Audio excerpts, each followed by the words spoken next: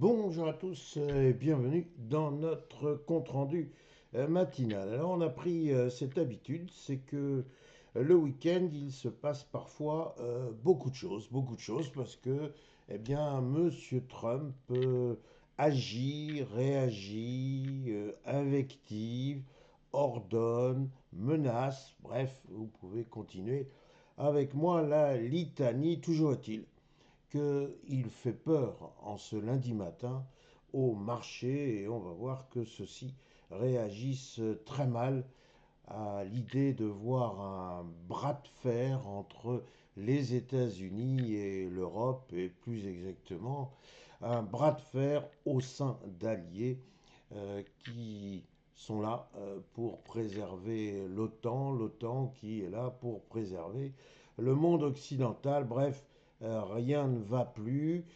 C'est la loi du plus fort.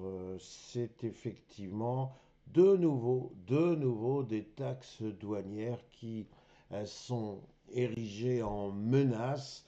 Et tout ceci, là, franchement, fait peur car on ne voit pas véritablement d'issue. Comment est-ce que l'on peut imaginer que M. Trump va reculer? Comment peut-on imaginer que les Européens puissent accepter que le Groenland soit mangé purement et simplement. Donc là, vraiment, trop de questions, trop d'inquiétudes, et on va voir que ça a des répercussions nécessairement sur nos indices. Alors, commençons immédiatement par notre CAC 40. Vous vous souvenez que la semaine dernière, eh bien, j'avais indiqué qu'il y aurait un schéma idyllique sur le plan technique, sur le plan graphique, à savoir que l'on allait petit à petit revenir en direction du support des 8275 points, qu'au passage on n'oublierait pas le gap qui est ici, et puis par la suite, eh bien, il n'y aurait plus qu'à gentiment réintégrer le support des 8275 et reprendre cette fois sereinement un chemin haussier. La grande différence, et ça je ne pouvais pas le prévoir, vous non plus, c'est effectivement la réaction de M. Trump vis-à-vis du Groenland. Le ton est clairement monté ce week-end.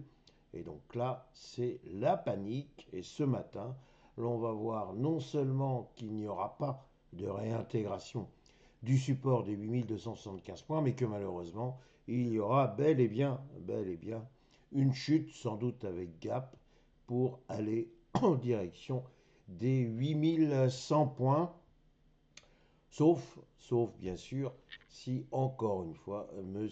Trump est capable de nous sortir de son chapeau ce petit lapin agile qui permettrait effectivement de retrouver de la sérénité. Enfin, pour l'instant, les marchés sont comme Saint Thomas. On va voir ce que l'on va voir et on ne peut pas, pour l'instant, anticiper quoi que ce soit. Donc, effectivement, s'il fallait un bon prétexte pour les vendeurs, eh bien, ils l'ont. Maintenant, si l'on en vient à notre S&P 500, eh bien notre S&P 500, il est finalement dans une situation assez similaire à celle du CAC 40. L'on voit qu'il y a un support ici, qui est le support des 6945 points. Et ce support des 6945 points, eh bien, il a été grignoté. C'est le titre que j'ai donné à mon graphique. Le support est grignoté. Alors, c'est pas très grave en soi. Un support, c'est là pour être testé. Mais effectivement, aujourd'hui, c'est jour férié aux États-Unis. Ça n'empêche pas les futurs de fonctionner. Or, les futurs sont plongés littéralement dans le rouge vif. Et donc, s'il n'y a pas d'annonce intéressante et surtout calmante cet après-midi, eh bien nous risquons de voir demain un petit bain de sang au niveau du S&P 500. Alors il y aurait aussi une autre source de catastrophe, si je peux m'exprimer ainsi. Ce serait, ce serait que la Cour suprême, dont on attend depuis déjà des jours et des jours la décision, ce serait un arrêt de la Cour suprême qui viendrait dire que M. Trump n'a pas la légitimité, n'a pas le droit d'imposer ainsi au monde entier des taxes douanières, avec donc pour conséquence une obligation pour les États-Unis de rembourser ce qui aurait déjà été perçu en taxes douanières.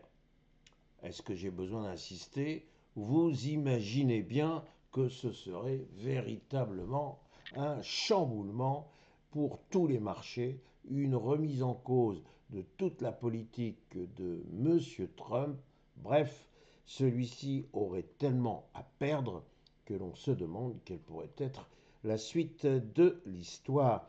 Donc franchement, une situation très pénible. Autant le début de l'année semblait se dérouler sous d'excellents auspices.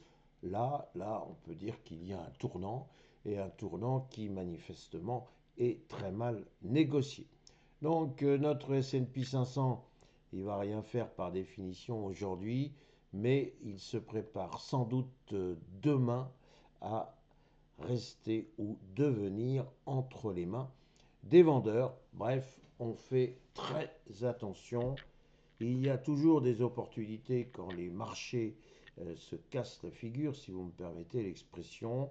Oui, mais vous savez qu'il y a un autre adage, à savoir que l'on ne rattrape pas un couteau qui tombe.